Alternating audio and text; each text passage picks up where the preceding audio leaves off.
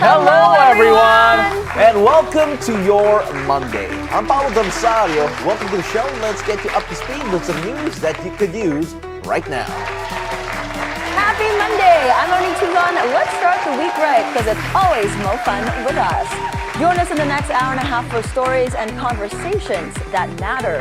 We have a jam-packed Monday today. It is so full. Yeah. I have no idea how we're gonna go through it, but I'm so excited. Yeah, we're just winging it. Yeah, we're winging it for sure. But ang daming pag-uusapan. I mean, we're starting off, we have a movie that we're going to be talking about that involves the LGBTQ community, but in a very unique way. Yeah, very unconventional for sure. And we were already talking with the producer behind the scenes, and can I just tell you, I'm excited for our interview because this is so interesting and intriguing to me. 100%. And then we also have the Kandama Collective coming in, and this is great for you yeah, because... I'm such a fan because they're turning Filipino indigenous weaves into something more modern, and I think you've seen some of their clothing because Coach V wears some of them, and soon I will be wearing them as well. And soon, oh, you're calling it now. I already told him kanina, I said I love your clothes. Let me buy some.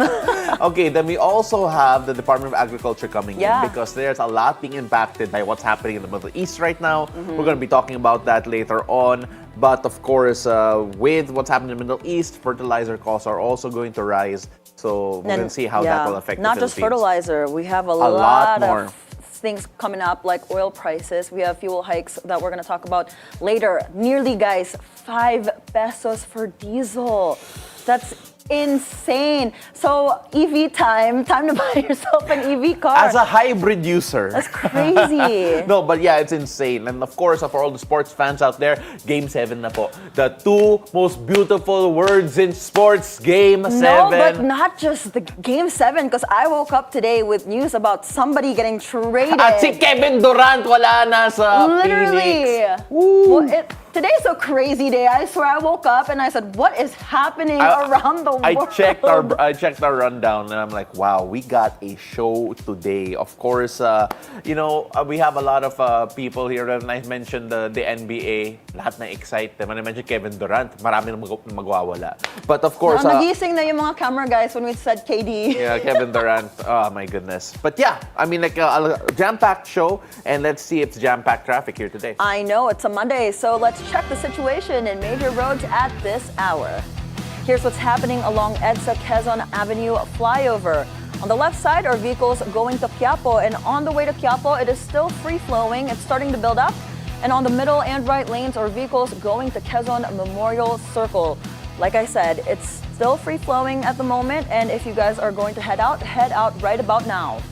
Now let's take a look at EDSA White Plains. On the left side of your screens are vehicles going to Shaw Boulevard, and on the right side are for vehicles going to Cubao. And as always, Cubao is free-flowing. Now heads up to motorists, the expanded vehicle number coding scheme is in full swing. It's Monday, so vehicles with license plates ending in 1 and 2 should be off the road right about now till 10 a.m. and again from 5 p.m. to 8 p.m. Now, as we mentioned earlier, y'all better gas up now as oil prices are expected to rise big time this week.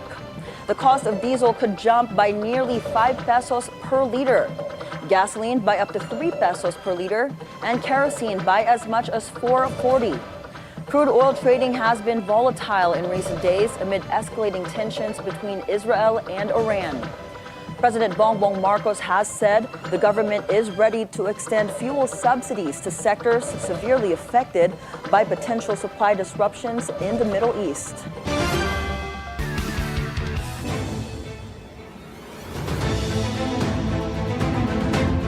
Now let's find out if it's going to be rainy this whole day on this Monday. Paolo has today's forecast from Weather HQ. Take it away, Paolo. Thank you so much for that, Mo. As of 3 a.m. today, we're taking a look at a tropical depression as I move on over to the side so everyone can see it right about there. That's located outside the Philippine Area of Responsibility and was spotted 2,425 kilometers east-northeast of extreme northern Luzon.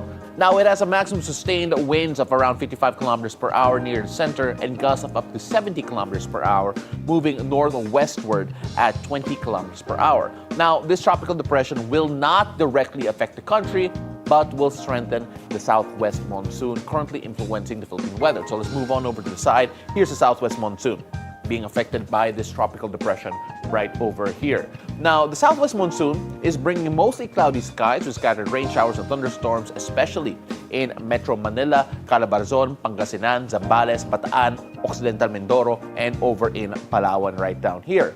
Now, let's go down south because in Mindanao, the Intertropical Convergence Zone, or the ITCZ, is bringing cloudy skies with scattered rain showers and thunderstorms over the Barm, Soxargen, and the Davao region. So all of these areas here affected by the ITCZ. Now, as for the rest of the country, the southwest monsoon will result in partly cloudy to cloudy skies with possible isolated rain showers or thunderstorms during the late afternoon or evening. Now, this is due to localized thunderstorm development. Now, as for sea conditions, there are no gale warnings according to Pag-asa anywhere in the country. Winds will be light to moderate with seas ranging from 0.6 to 1.2 meters in height. Fishermen should stay updated though, as waves may rise during thunderstorms, so safety at sea remains a top priority. That is it for Weather HQ at the moment though. Mo, back to you. Thank you, Pao, for that weather update. Now, shifting gears to some serious business, Vice President Sara Duterte is alleging foreign interference in the Philippines' elections. Speaking at an event in Australia, VP Sara said she's in talks with political allies and PDP Laban on how to improve the country's electoral system following the outcome of the recent midterm polls. That is what we are working on, and that is what we are pushing for. With our senators that are allied with the political party of President Duterte. Discuss ways where we can improve on the election. There is some sort of foreign interference and influence in Philippine government and political affairs. And yes, as I said, we're discussing with senators, particularly Senator Amy Marcos, on how we can make sure that election results are credible. The Vice President said they aim to start these reforms with the upcoming Bangsamoro parliamentary elections. Duterte has earlier claimed electoral fraud in the midterm elections following the loss of some PDP Laban candidates. VP Sara also appeared to take a swipe at House Speaker Martin Romualdez in response to an audience member who came from his political turf, Tacloban City in Leyte. Tacloban, kayo ang dahilan kung bakit nagkakaproblema ang sa representative. Kayo talaga man. Dahil sa inyo, magulo ang House of Representatives. President Bongbong Marcos reaffirmed the strong and growing ties between the Philippines and Japan as he met with members of the Philippine community in Osaka. In his speech, PBBM highlighted the significance of the 70th anniversary of diplomatic relations between Manila and Tokyo. He underscores the role of overseas Filipinos, especially the youth, in maintaining and deepening these ties. We have every chance through you to build even stronger connections and shared values for a mutually stable, secure, and prosperous relationship between our two countries. The president also laid out initiatives designed to support overseas Filipinos. These include the establishment of OFW lounges in airports and efforts to forge labor agreements that ensure protection for migrant workers. Sinusuguro po natin na ang ating gobyerno ay may sapat na pagkakataon na naghihintay para sa lahat ng OFW na nais umuwi at tuluyan ng manirahan sa Pilipinas.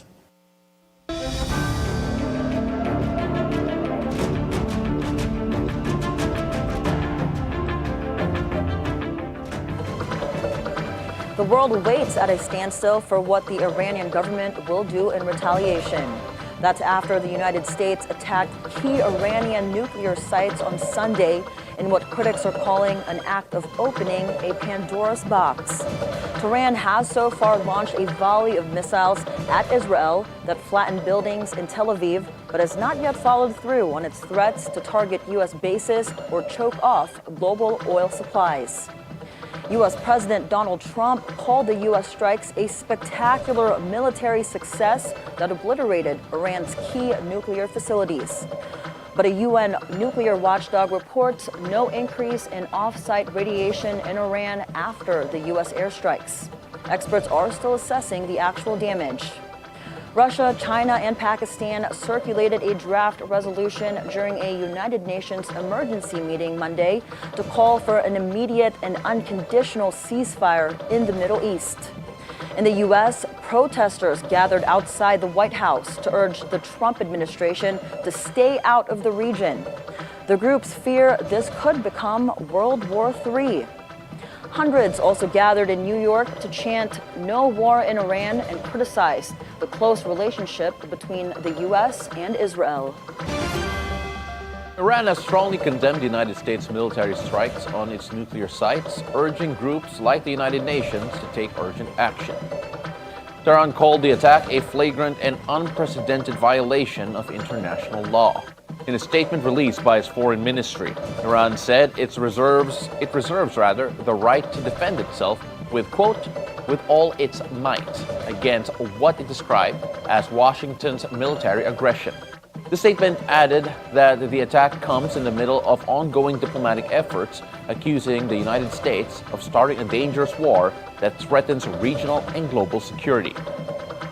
In a letter addressed to the UN Security Council, Iran's representative is calling for an emergency meeting to address what it calls a savage and criminal act and to ensure the United States is held fully accountable.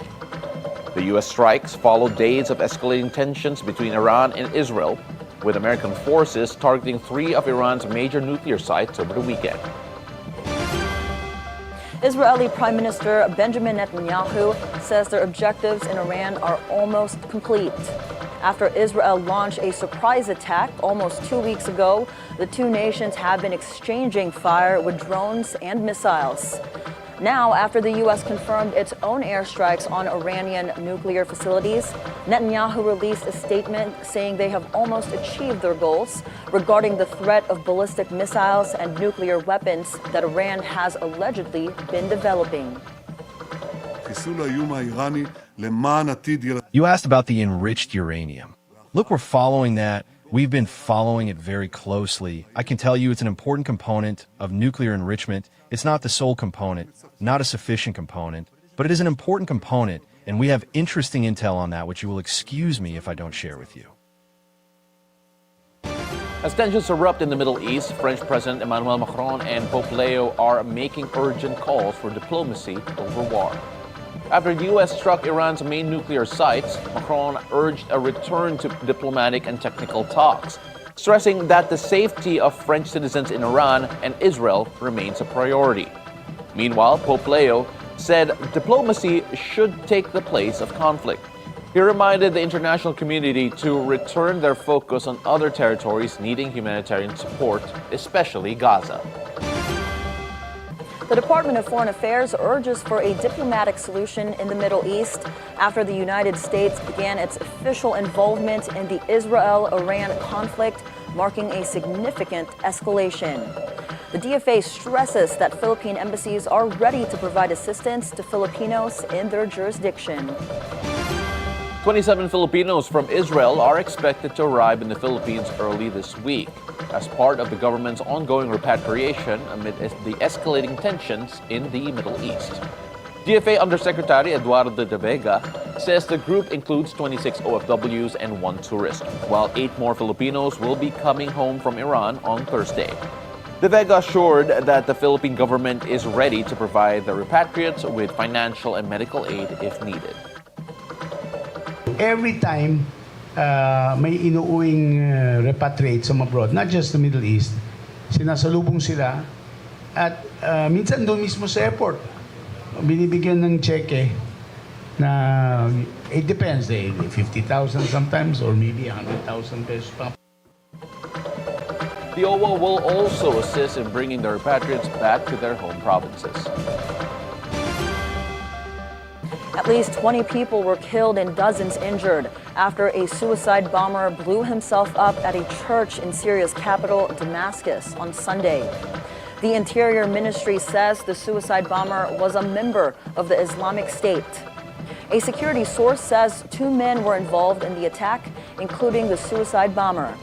This was the first reported suicide bombing in Damascus since Bashar al-Assad was toppled by an Islamist-led rebel insurgency in December of last year. The IS has previously targeted religious minorities, including a major attack on Shiite pilgrims in 2016, which was one of the most notorious bombings during Assad's rule. Well, after all of those news, I don't know how we're going to shift to this, but we're going to try. Because in sports, Filipino tennis sensation Alex Ayala is off to the main draw of the Eastbourne Open in the United Kingdom. The women's world number 77 overcame a 1-set deficit to beat out 56th-ranked Hailey Baptiste of the U.S. in 3 sets. Ayala previously defeated her Turkish opponent in the first round of the qualifiers. The Rafa Nadal Academy graduate is set for her main draw debut at Wimbledon later this month. Now, today is the day, NBA fans. A new champion will be crowned as the Indiana Pacers and the Oklahoma City Thunder face off in Game 7 of the Finals. It's winner-take-all Game 7 with tip-off set for 8 a.m. Philippine time. The Pacers forced a deciding game after a dominant performance in Game 6. The Pacers are looking for their first ever NBA title, while the Thunder are hunting for their first championship under the Oklahoma City banner. Now, trade season has yet to begin, but it appears Kevin Durant is on the move yet again. ESPN reports Durant is headed to the Houston Rockets. The Phoenix Suns are reportedly receiving Dillon Brooks, Jalen Green, the 10th overall pick in the upcoming draft, and 5 second-round selections. The move marks Durant's 5th NBA team, with stops in OKC, Golden State, Brooklyn, and Phoenix. And this IG post by CBS Sports shows that Durant has completed the rainbow. The rainbow. Now, the rainbow jersey following Shaquille O'Neal as well. Now, again, shout out to the Seattle Supersonics. Oh my gosh, I Shout out. forgot that was their name before. The Seattle Supersonics. Oklahoma, congratulations for making it to the finals. Some people were saying that, hey, 1979, the franchise did win the pass on their part of Seattle. It's a completely different team. I remember it because Kevin Durant was in that graphic and then he was wearing the green of Seattle, the beautiful emerald green of Seattle. That is a beautiful wicked green, Elphaba green. Elphaba green, yeah, whichever you want. Yeah, see there, we're showing it on the LED Yeah, screen. there's the LED, all right? I mean, what are your thoughts though, pal, when you woke up this morning and saw that Katie got traded? Oh, first of all, another unsubstantiated rumor is that Jalen Green might be moving again, who's a Filipino-American. And Pinoy fans are following we're Jalen waiting. Green. But then I will make a pitch to my Utah Jazz. If you bring in Jordan Clarkson and Jalen Green you're gonna get the best same fans. team, okay? You Philippine Independence Day will be every day in the state of Utah if you do that. No, I was honestly wondering how Jalen Green was gonna play with Devin Booker and Bradley Beal. I don't know how that's gonna work. Yung problema kasi isa lang yung bola eh. So you can't really do much with that. But again, for the Rockets side, now that Kevin Durant is there, my humble opinion is that they have to win now because there's not a lot of roster flexibility. They can't really build around that roster as much as they did in the past. Yeah. So yeah, that is all the sports talk we're gonna get today because I'm sure Anton Rojas will talk about that a lot later Oh, on. I thought we were gonna talk more. I was ready. No, because we have something coming in from Pixar. Yeah, we do. And entertainment news now. Galing ng segue mo, pao, as always. Pixar's new animated sci-fi film, Elio, was just released. Now, despite positive reviews, critical acclaim has not reflected in its box office performance. It brought in the lowest opening weekend for Pixar at $21 million, which is even lower than the first ever Pixar film, Toy Story. Fans on social media expressed their dismay at the poor performance, saying that this is why film studios are focusing on sequels and remakes. People need to show up for the originals too. Harry Potter fans, J.K. Rowling has given a big thumbs up to the HBO's upcoming series adaptation of their beloved Harry Potter books. In a post on X, Rowling said she has read the script for the first 2 episodes and they were so good. She confirmed working closely with the extremely talented writers on the show, though she won't have a writing credit this time around. Dominic McLaughlin, Arabella Stanton, and Alistair Stout are leading the TV series as Harry, Hermione, and Ron. The supporting cast includes Catherine Parkinson as Molly Weasley and Locke Pratt as Draco Malfoy, among others. Production starts later this year with a premiere set for 2026. They're so young. I know. When I saw the picture, I was like, babies! How are they Harry? And oh my gosh, that's crazy. You know what's funny? How old was Harry Potter in the first book? He was like 12, right? 11, right? Yeah, 11 He was like is close 11 enough. or something like that. And then, They look like little toddlers, though. Oh my gosh, I don't remember Harry looking like that at 12. They're 8-year-olds. No, Oh my gosh. literally. Oh That's my gosh. crazy. Now I remember when we first saw Rupert Grint, Daniel Radcliffe, and Emma Watson. Yeah. And I thought they didn't look old for me because they were my age. They were our age. Yeah, so no, we they were like, oh. It's insane. And now that, Now that we're old, Yeah. the kids that they're casting now for the adaptation look super Again, we have an young. intern here. Can you tell us what year you were born? She was born 2004. 2004. The book came out in like what? 19 something, No, right? 2001, I think. It's 2001 older than pala. her. Wow. We're so old, but I love Harry Potter and I'm so excited for this adaptation. But nothing beats the original. Wait, we have to ask our intern, have you seen Harry Potter? She said no. Okay. Oh, the buzzer reaction. No, pero alam mo, ganito yun. Oh okay? my No, gosh. but that is the point. The point is that there has to be a new generation who will dive into the magic. So That's it's not just a bunch of insane. 30-year-olds running around asking you, oh, what house are you? Oh my Right? gosh. I mean, that's the whole point. I'm dumbfounded right A now. new how, generation- this generation has not seen Harry There Potter. has to be a new generation of Harry Potter fans out there. And it's coming. It's coming. I'm shocked. So that's why this TV series has to work. Yeah, I have no words. But you know what?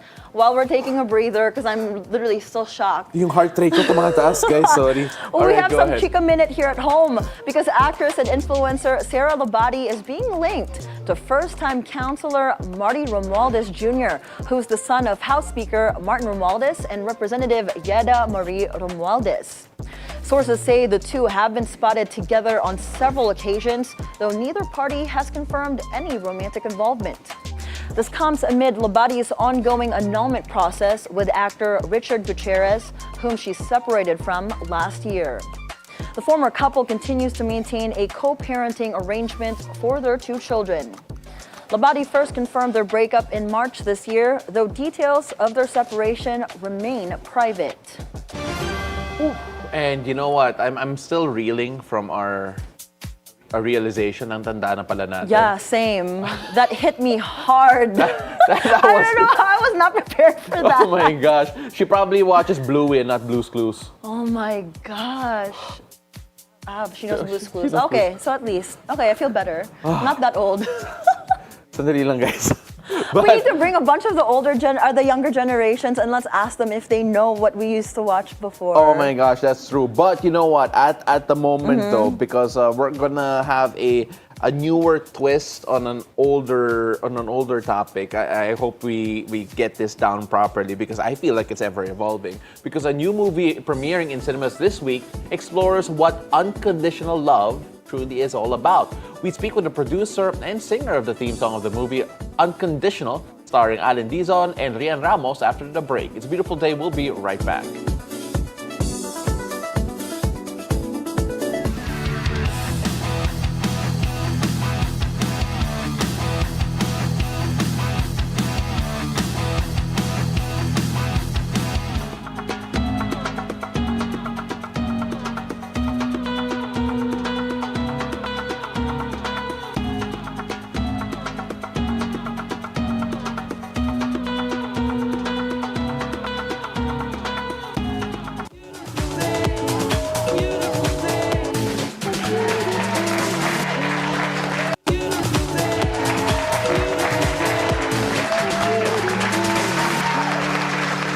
And welcome back. You're still watching It's a Beautiful Day. Now, a new LGBTQ-themed movie explores what unconditional love is. Now, what would you do if the person you're in love with reveals a plot twist that you never saw coming? Joining us live in the studio are producer Brandon Ramirez and Kaye Cal, the singer of its theme song, Kulay ng Puso. It's a beautiful day. Thank you so much for joining us. Thank you, Paolo, for having us, and Monique. We appreciate your having us here. No, Brandon, I want to start off with you first. Because when we take a look at this particular topic, so there have been a lot of LGBTQ films in the past. But this one, it feels a bit more special because there's a plot twist in it, which I think that you could reveal more properly. Correct. That, Alan Dizon will reveal that, not me. Yeah, exactly. But when you take a look at why tell this story in particular now? Why is that important to you? I think we need everyone needs to coexist in this world, right? Like peacefully and just showing love to one another. I think that's the most important thing. So I think this one of kind of movie also that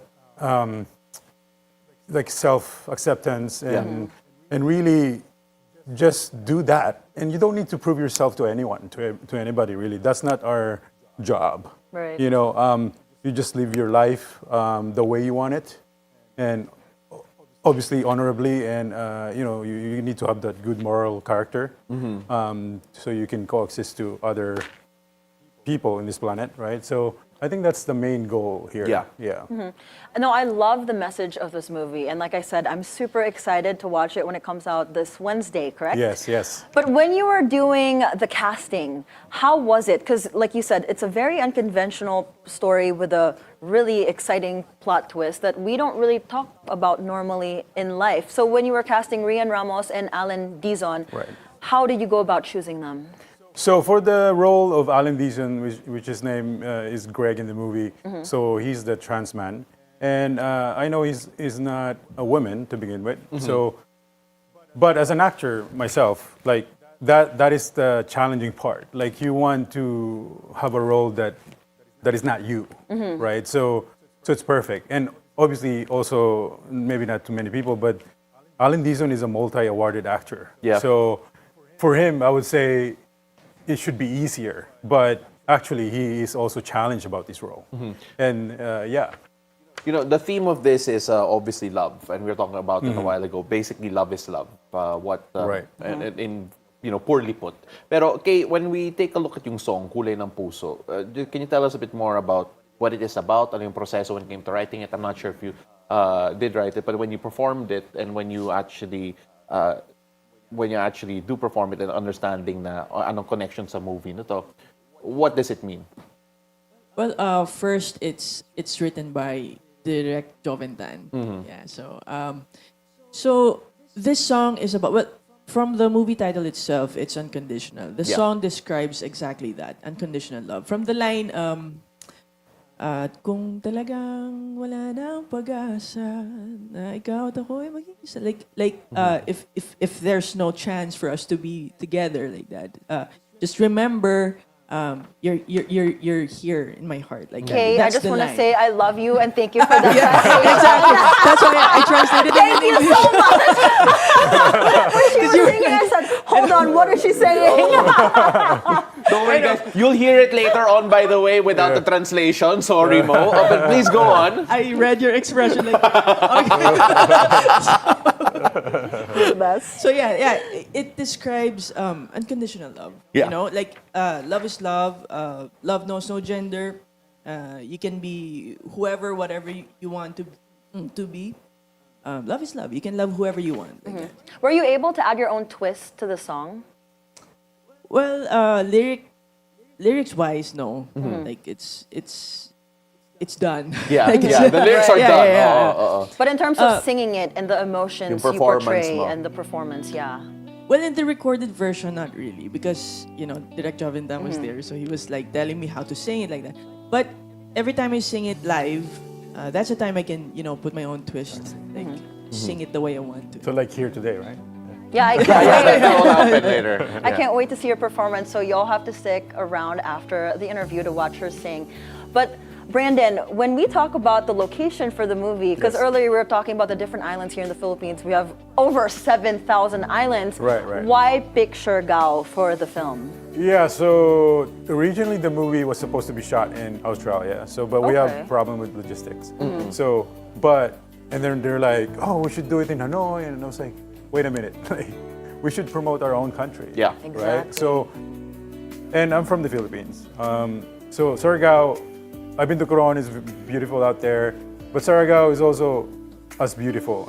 That was my first time being there. But when I was there, the community is insane. Like, everybody love everybody.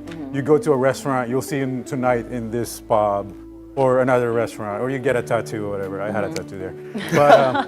But it's just very fun, loving people. Like, and you have also different people from different countries, right? Like, and they'll live there. Like, Right. they'll love the place. Imagine they love the place. Like, so why don't we love the place?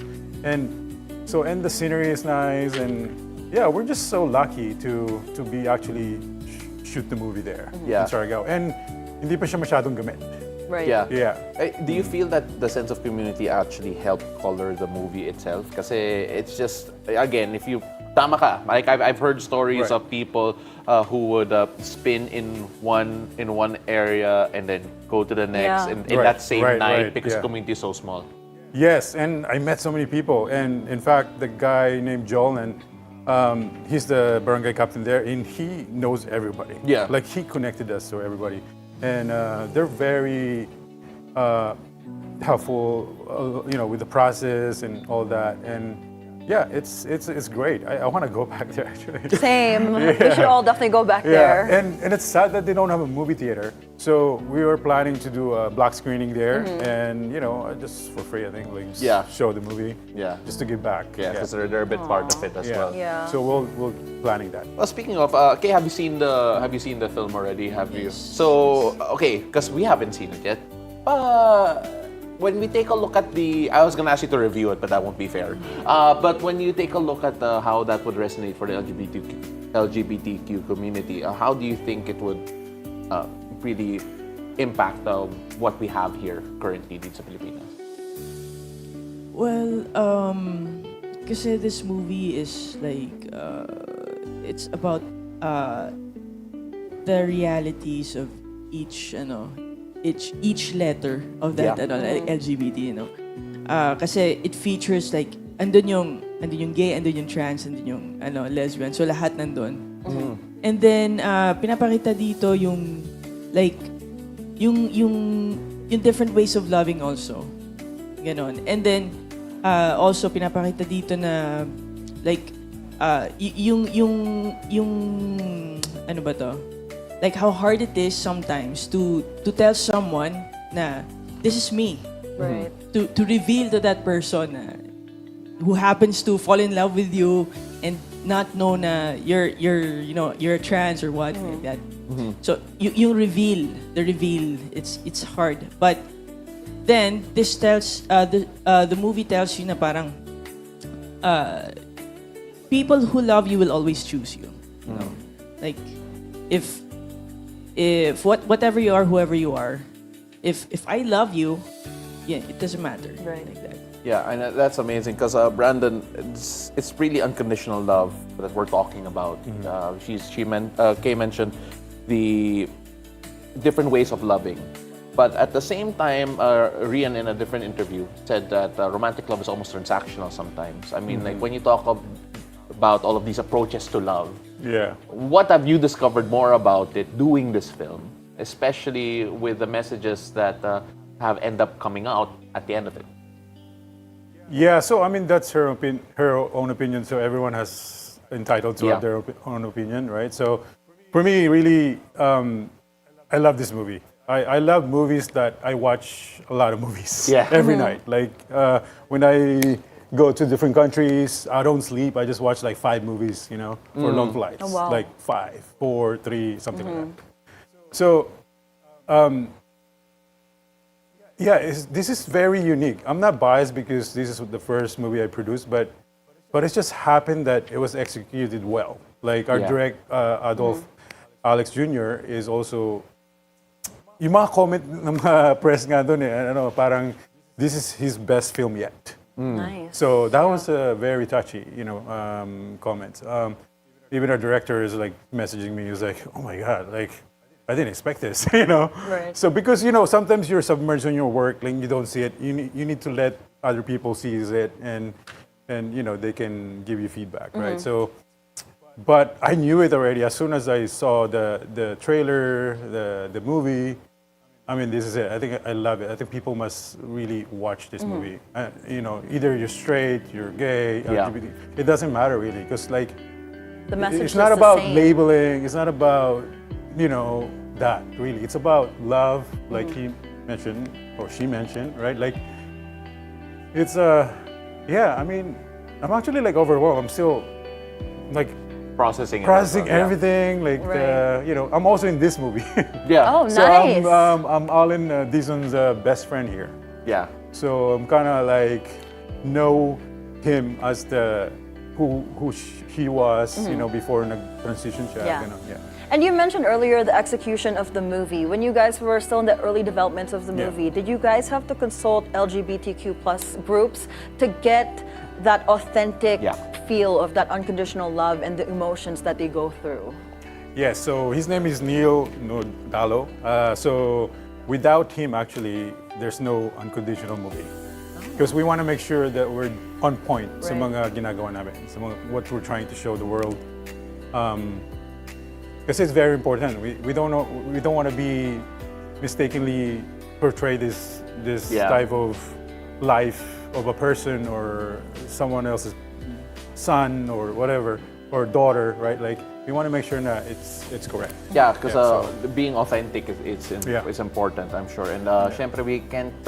We talked about Alan. We talked about Rhian a lot. Then also talk about the ensemble cast as well, because very talented names there. Of course, Elizabeth Oropesa, Joel Lamangan, among others. There, can you tell us a bit more about the group that was brought together to put this to life? Yeah, so we are very fortunate that we have Elizabeth Oropesa. She's been around and she's really good in what she does. Yeah. And she also have multiple awards. And she's amazing to work with. Her role is just extremely hard to do, in my opinion, as an actor. Like I don't think even if I'm a woman, I can't do that. Like she's just good at it. Yeah. So. Yeah, and then Direct Joe Lamangan, there's a twist in the end, so he's here, and I know you guys know him as a Direct Rhoda or whatever in Barang Quiapo, but Yeah. yeah, it's just a fun movie to watch also because of that part. And other cast like Lot Lot, she's really good on her part. She's the sister of Alan Dizon here, and they argue a lot and all that stuff. Rhian Ramos. I mean, she's really beautiful.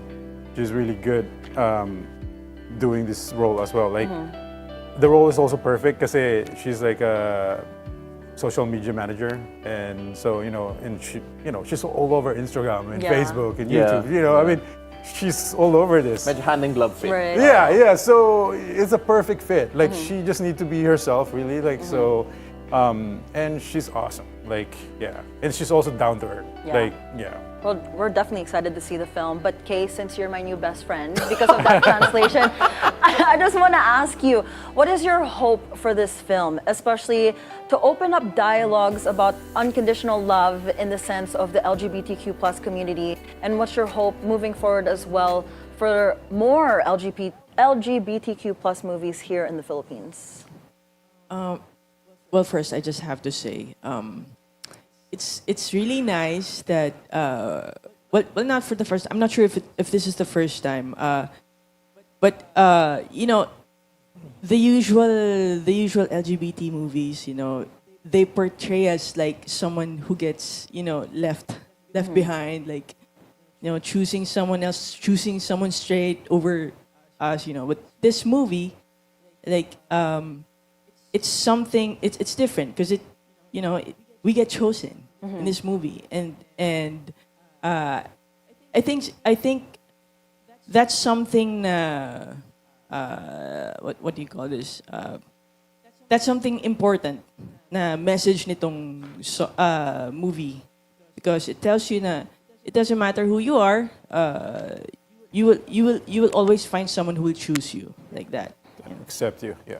And accept you, yeah. And that's who you super are. important. Brandon, can you invite everyone to go and catch this? Yes, so to everyone, please watch Unconditional this June 25th, this Wednesday na po, sa lahat ng mga sinihan. Meron tayo sa SM Cinemas and Ayala's. And yeah, so yung detail nandun din sa mga Facebook natin, page, and Instagram, and other YouTube videos, something like that. All right, that is Brandon Ramirez, a producer of the upcoming film Unconditional. Kaye Cal is a singer of it's a theme song, which you will hear in just a bit. Unconditional premieres in cinemas this Wednesday, as he mentioned, on June 25. Don't go away, we've got another guest joining us to share the story behind his fashion brainchild that helps hundreds of local weavers in Ifugao. And as we go on a break, here's my bestie, singer Kaye Cal, with the song Kulay ng Puso from the movie Unconditional. It's a beautiful day, we'll be right back. Kaye?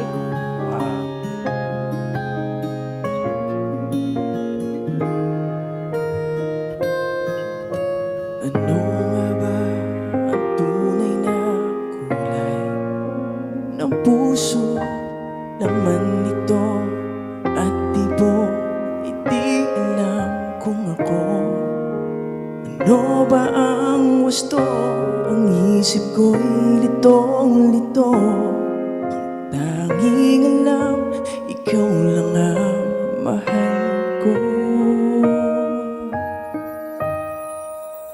Ako sana tunay na sigaw ng puso kahit na ang tadhana'y sadyang mapaglaro.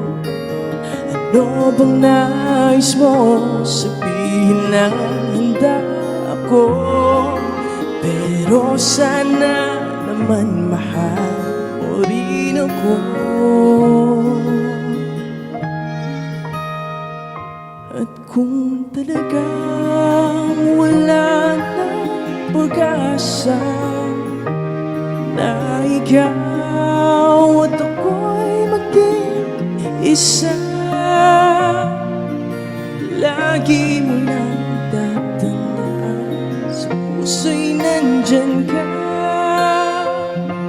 Ano mang kulay nito naman ang puso mo, sana tangi ako. Walang magbabawal sa aking pag-ibig, ikaw ang tangi ko.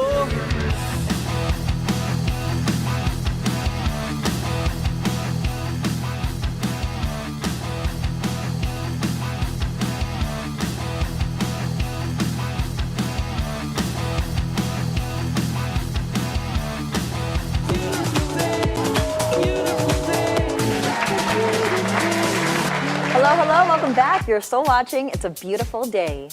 Our second guest is a young talent who gave indigenous weaves a fresh take. His fashion brand reintroduced ethnic weaves to the modern market while helping community weavers in the mountains of Ifugao. Kandama's social enterprise CEO and creative director, Victor Mari Baguilat Jr. joins us in the studio. It's a beautiful day, Victor. I hope I got your name all good, right? The whole thing? Baguilat. What did I say? Bagulat. Bagulat. Baguilat. Nagulat It's ako fine. sa name mo, so that's why I said that. I'm so sorry. But anyway, No problem. Vic, your journey to become a designer and the founder of Kandama is so interesting because from what I know, you did law school and you Yeah. dropped out. So what was going through your mind at that time when you wanted to start Kandama?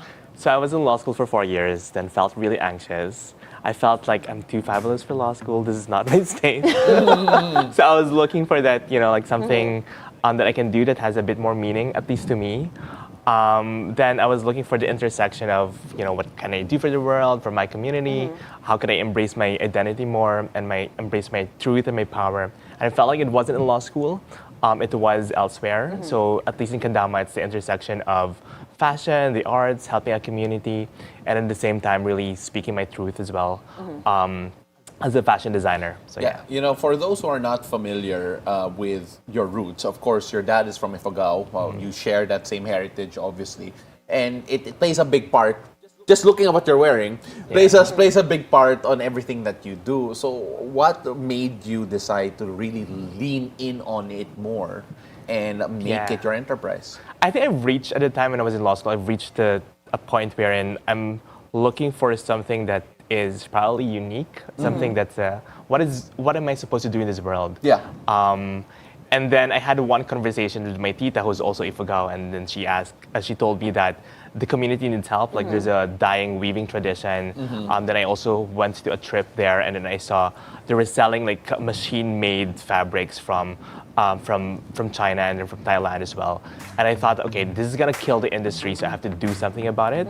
So I felt like Ifugao was the perfect place for me to be in because of the amount of impact that I actually can do in the place and in the community. Yeah. Right, and what you're doing is amazing. Kandama has been 8 years strong. Yes. Correct me if I'm wrong. So how has that journey been like? Because dropping out of law school is no easy feat, right? And I'm sure a lot, as a Filipino, like your family is probably like, what? Why are you dropping out of law school? Blah, blah, blah, blah, blah. So take us to your journey from when you started and how you're able to keep your presence strong till now. Yeah, actually I did not tell my parents up until like they saw a commercial about me in it, and then I was, like doing Kandama already. Yeah, I guess like when we started out, we were just selling table runners. This was the time when it wasn't very popular yet. Like this was pre-Catriona days. Like people wouldn't really wear like hand-woven fabrics. The products that we were making were more like household products, like like table runners, etc. I'm from De La Salle, but we were selling it in Ateneo, and actually I remember like no one bought it. Ateneans didn't buy La Salle products? Oh, wow! Sorry. What a surprise. But they've been very supportive, like the community in general. But the price point was a bit too high. That was a time when we realized, okay, we have to go somewhere else to improve the branding and the perception of the public. So that's the reason why we went to Paris Fashion Week. We did New York. We did a show during Cannes Film Festival. It was a fashion show. So I think when you do well overseas, when you come back, there's always that feeling, the perception that you've done it. So that's how we were able to improve our brand equity. It's been, I guess, like quite difficult to a certain extent because there's money involved. We really have to look for sponsors for those things. And you mentioned that you did really well overseas. I mean, Cannes, Paris Fashion Week, that's amazing. Would you say your niche right now, would they be more international buyers, or are a lot of Filipinos also buying your clothes? Yeah, most definitely the lowest hanging fruits are Filipino citizens, Filipinos who have are Filipino Americans, second, third generation Filipinos who are looking for that heritage Filipino motherland, feels. So they're our greatest advocates overseas, and then of course like the foreigners would actually see them wearing it, and that's how they get into the brand as well. Wait, just out of curiosity, before I move on to my next question, what ID number are you from Rizal? Ay nako, he always asks everybody 102. 102? Okay, 108 ako, not so bad. All right, when you look at... so sorry. All Lasalans will understand what that is though. But okay, when we take a look at... I want to focus on something you mentioned a while ago that really... It stuck to me because you mentioned dyeing weaving industry. Yeah. In comparison to what you saw being sold, the Chinese fabrics that are mass-produced. How important is it for you to make sure that we take out that descriptive word, the dyeing, in part of the weaving industry for the Ifugaos, for our heritage, and for the weaves that we're actually producing? Well, it's particularly important because Ifugao does not have a written tradition, so it's oral, and it's actually the fabrics which tells the story of the community. So if a tradition, if it dies, then you're also killing the entire history of an entire community, and it also speaks of the identity of being an Ifugao. So you're really just killing the identity as well.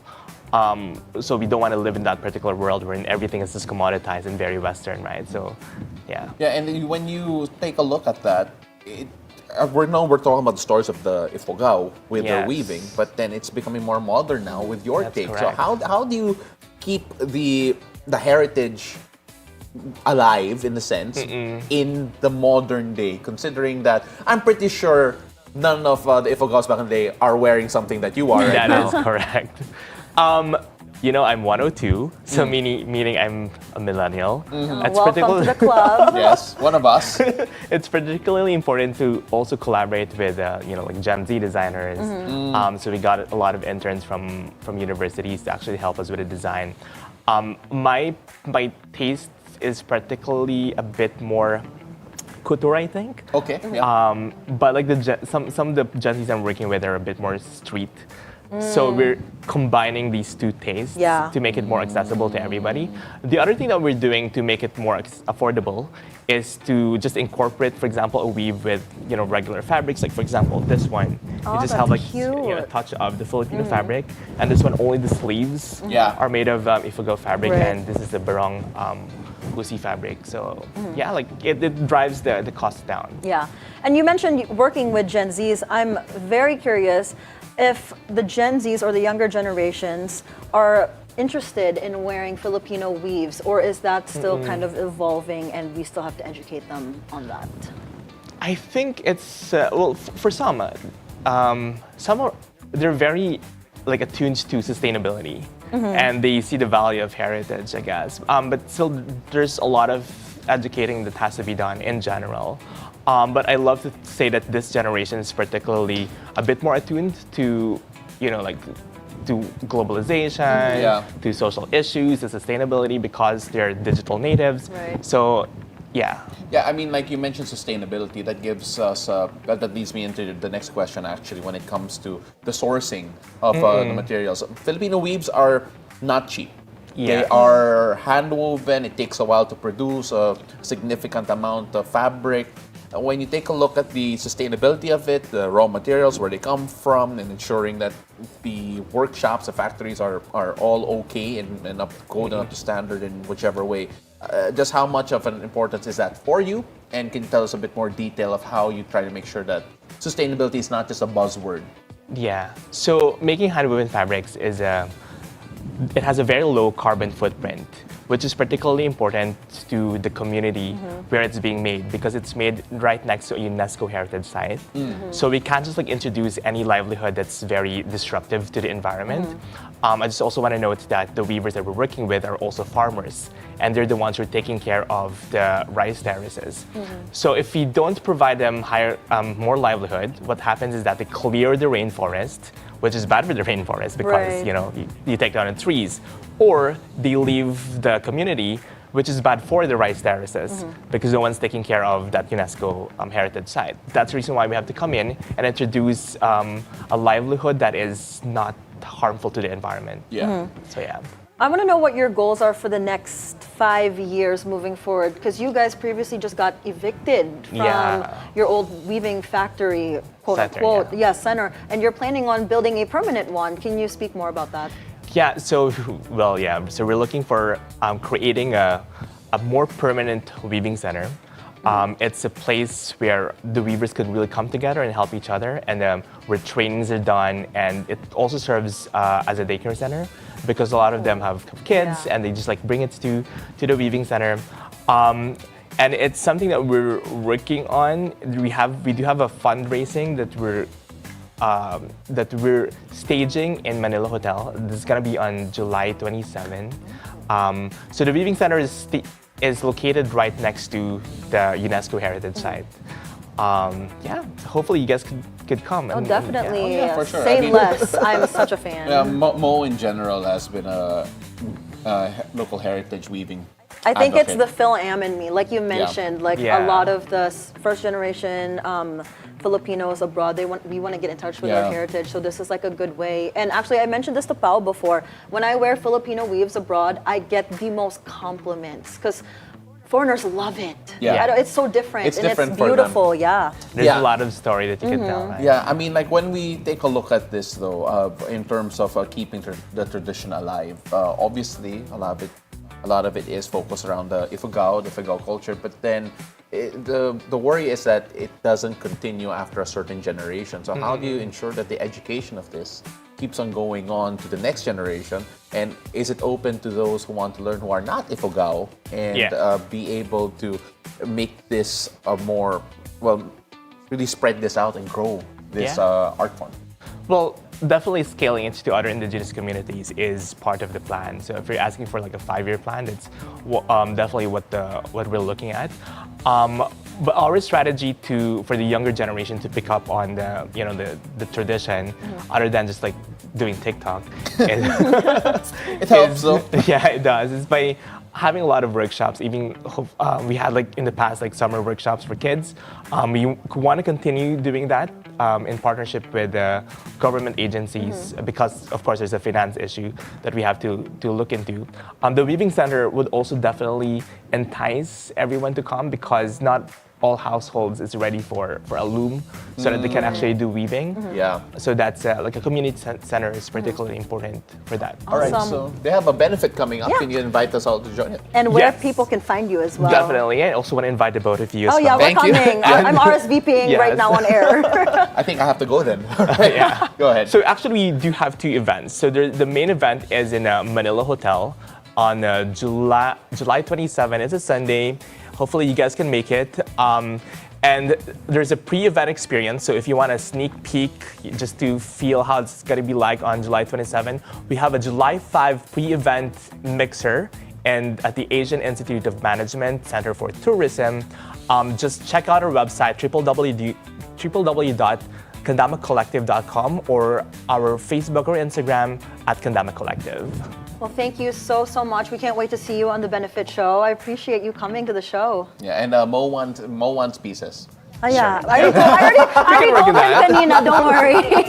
Well, ladies and gentlemen, that was Kandama's Social Enterprise CEO and Creative Director, Victor Mari Baguilat Jr. Thank you so much for joining us. Thank you. Now, when we return, we take a look at the government's plans for the agriculture sector amid the tensions in the Middle East. That conversation with the Department of Agriculture on Weather HQ after the break. It's a beautiful day. We'll be right back.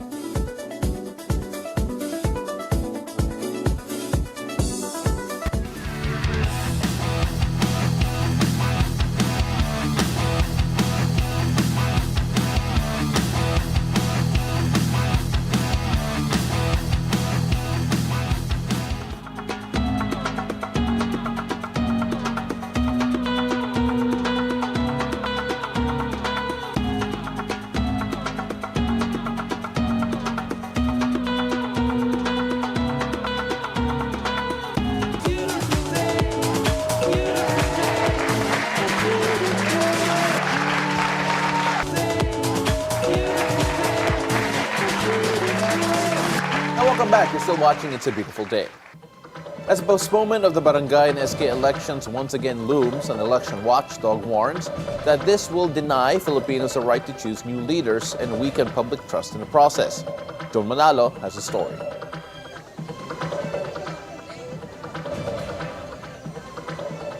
The postponement of the barangay and Sangguniang Kabataan elections means Filipinos will miss the chance to choose a fresh set of local leaders. This is the firm position of NAMFREL National President Lito Averia on the BSK East postponement, originally scheduled for December 1, 2025. Averia stressed that democracy functions best when elections are held regularly, on time, and in a fair manner. Delaying the BSKE, he says, risks undermining public trust in the electoral system and deprives communities and youth of a platform to be heard. Siya yung pinakamaliit na unit o bahagi ng batas ng pamahalaan na pinakamalapit sa tao at ang serbisyo. So yung mga tao naman, yung ating mga taong bayan, kababayan natin, siyempre umaasa ng serbisyo sa barangay, no? Kung hindi naman nagpe-perform yung mga barangay officials, siyempre gusto mapalitan ng taong bayan, no?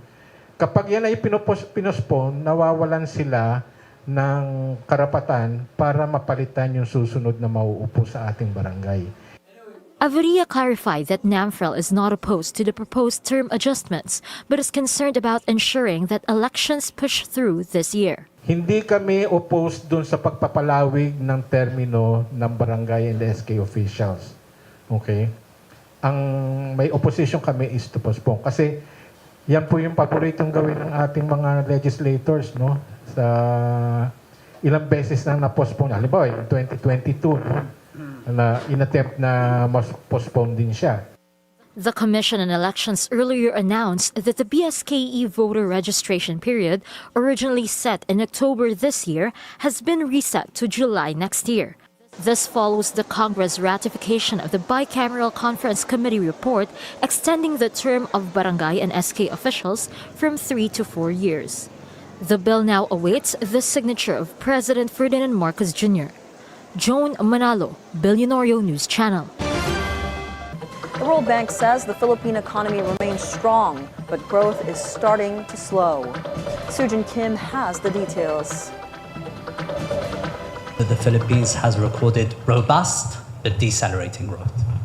The World Bank noted the Philippine economy is losing steam amid deepening global trade uncertainty and intensifying geopolitical tensions. In its June 2025 Philippine Economic Update, the World Bank projected growth below the government's 6% target. We have potentially higher or more persistent policy uncertainty, particularly around trade, that could result in even greater global growth deceleration than expected. World Bank senior country economist Jafar Al-Rikabi pointed to headwinds from weak exports and sluggish industrial performance. On the supply side, we see a deceleration in services, and given the export story, we see a deceleration in industry. Manufacturing has, of course, been affected by the global policy uncertainties. On the fiscal side, the deficit widened to 7.3% of GDP in the first quarter. The World Bank expects the government to stay on track with spending plans and gradually narrow the deficit. So that's our expectation, is that the government is committed to implementing its budget and its medium-term fiscal framework. And over the medium term, as I mentioned, the key is to gradually narrow the deficit to rebuild fiscal space. The World Bank also warned of risks from tariff hikes, pointing to U.S. President Trump's 90-day pause on tariff increases as a crucial factor weighing on Philippine exports and investments. His recommendation: the optimal response for the Philippines and for other countries is actually to double down on domestic reforms, reducing investment costs at home. So this is an opportunity for the Philippines to focus on doubling down on domestic reforms. The World Bank urged the Philippines to continue pursuing regional trade deals to soften the blow from global trade risks. Soojin Kim, Bilyonaryo News Channel.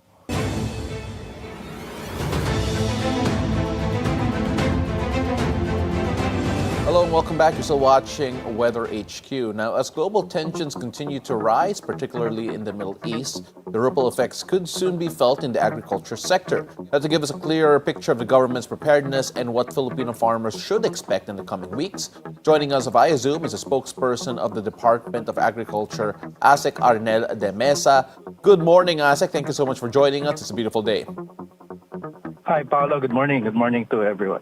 So, Asek, let's talk about first why the tensions in the Middle East could actually affect the Philippines' fertilizer supply and pricing. How dependent are we on what's happening in the Middle East, po? Yes, Paolo. But first of all, agriculture practically will be affected based on fuel price increases. Of course, machineries and equipment runs on fuel, so it might have an impact. And another is on the distribution and logistics. Whenever there's price increases, especially if huge increases, it will have some impact on distribution and logistics costs for our agricultural commodities. On fertilizers, 100% of our fertilizers are being imported. Majority of which are coming from China, Indonesia, Vietnam, and Qatar. So coming from the region, it's only from Qatar, so we can easily get our... Well, Asek, when we talk about the gas prices, the fuel prices, you mentioned it a while ago that it being one of the key drivers of yung prices dito sa Pilipinas.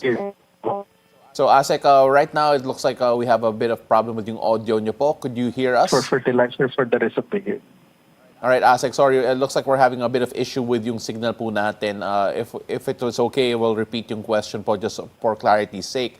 When we take a look at the prices of fuel in particular affecting the prices of goods here in the Philippines, especially when it comes to the agricultural sector and particularly the local fertilizer market, nakita po natin that this week we will have a sharp increase in terms of fuel prices. Will that already directly affect yung mga local prices of goods natin and commodities? Again, Paolo, sa fertilizer, hindi yun makaka-apekto masyado kasi nakarating na karamihan yung requirements natin for the rest of the year. What will impact sa sector might probably be, of course, pag may tumaas ang presyo ng gasolina, we can expect magkaroon ng increases doon sa presyo ng distribution and logistics, especially kung medyo mataas ang pagtaas ng presyo ng gasolina, Paolo. Well, there could be, given all of the tension happening in the Middle East, of course, this might be the beginning of more difficult movement in and around the region when it comes to supplies, even with the fertilizer. You mentioned po that it will not be affected, at least for the meantime. But are there any contingency plans should the supplies start to dwindle po? Do we have any buffer stocks or emergency sourcing options when it comes to yung local fertilizer po natin? For our fertilizer requirements, karamihan ng requirements natin are coming from China, Indonesia, Vietnam, and Qatar. So, ang maapektuhan lang yung galing ng Qatar kasi talagang within yung region na meron tayong problema. But nevertheless, we can easily get our sources from other countries, especially China and from ASEAN, na meron tayong mga kinukuha sa ngayon. Let's move away from local fertilizer specifically po, and let's talk about yung mga input for farmers in general in terms of the rising costs. You mentioned it a while ago that when there will be gas increases, fuel price increases, maapektuhan yung supply chain in general. When we take a look at the farmers, what type of assistance can the government provide, can the DA provide to mga smallholder farmers who may struggle with the rising cost of input?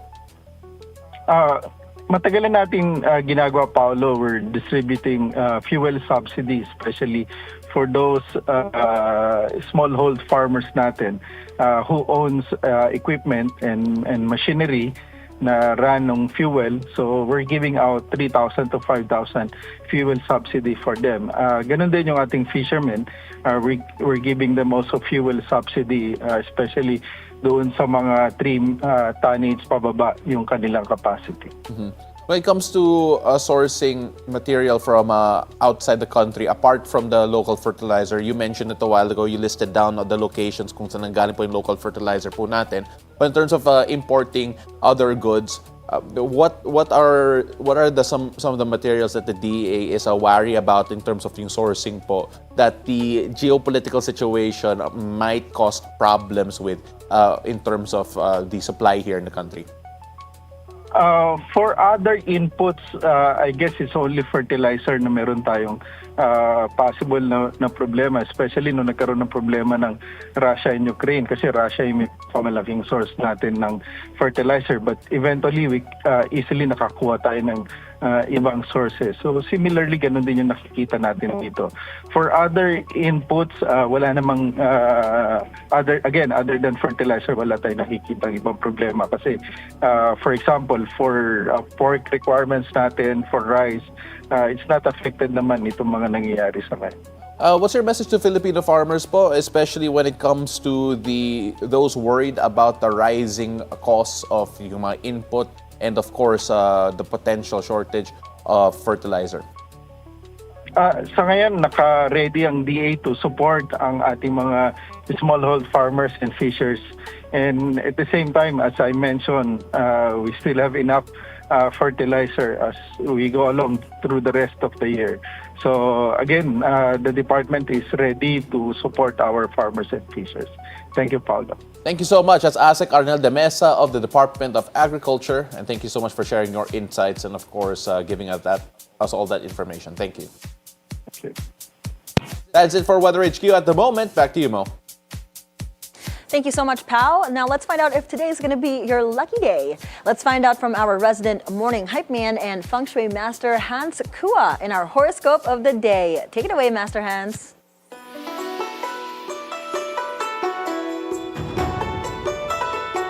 Good morning! It's a beautiful day with me, Master Hans Kua. Ito po ang horoscope for Monday, June 23. Para sa mga pinanganak ng Year of the Rat, maganda ang takbo ng trabaho. Pero huwag pabayaan ang maliliit na detalye. Green at 8. Sa mga oksaman tayo, maging health conscious, be active, and have a balanced diet. Mocha at 7. Sa mga Year of the Tiger naman, huwag magpadala sa stress. Relax ka lang pag may oras. Purple at 4. Sa mga Year of the Rabbit naman tayo, planuhin ang iyong finances para sa dream purchase. Azure at 2. Kay Dragon naman tayo, huwag baliwalain ang maliliit na sakit. Consult your doctor. Olive at 5. Sa mga pinanganak naman tayo ng Year of the Snake, may positive na feedback galing kay boss or sa kliyente. Keep it up! Maroon at 9. Ito naman, Keep the Horsey. Mag-relax at huwag masyadong magpapagod. Mint at 6. Sa mga Year of the Ship naman tayo, small things matter. Mapapalakas niyan ang relationship nyo, lalo na kay partner. White at 3. Sa mga Year of the Monkey naman tayo, good day ito para suriin ang mga financial progress mo. Orange at 4. Kay Year of the Rooster naman tayo, focus sa mental health. Huwag magpa-stress. Plum at 7. Sa mga Year of Dog naman huwag matakot humingi ng tulong sa mga kasamahan kung kinakailangan. Scarlet at 8. Sa mga Year of the Pig naman tayo, may bago opportunity sa trabaho. Don't be afraid. Subukan. Line at 9. Paalala lang, ito po'y patnubay lamang. Ang tunay na swerte ay nagsisimula sa pagiging totoo. Abangan araw-araw ang horoscope of the day. Dito lang po sa It's a Beautiful Day with me, Master Hans Kua. Thank you, Master Hans! Beautiful puppetry right there. Yeah.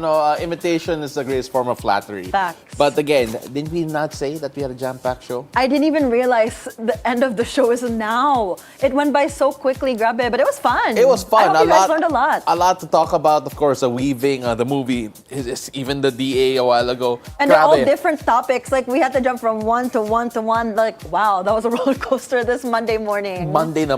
And ladies and gentlemen, thank you so much for joining us here today. Always a pleasure to have you with us. That is it for us this Monday. We're just getting started. It's June 23. I'm Paolo del Rosario. Thank you so much for joining us.